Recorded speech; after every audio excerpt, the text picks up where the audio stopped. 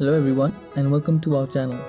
Today we're going to show you how to download the Hdfc mobile banking app on your phone. The Hdfc mobile banking app lets you bank from anywhere, anytime.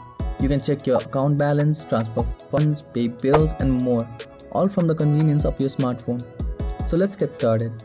First, open the Google Play Store on your phone and in the search bar type in Hdfc mobile banking. Now, the official Hdfc mobile banking app should appear by now. Simply tap on the install button.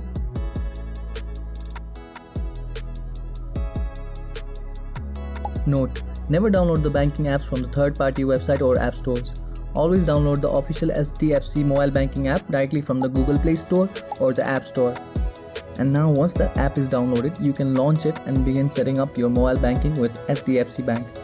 Thanks for watching. If you found this video helpful, be sure to leave a like and subscribe for more tech tutorials.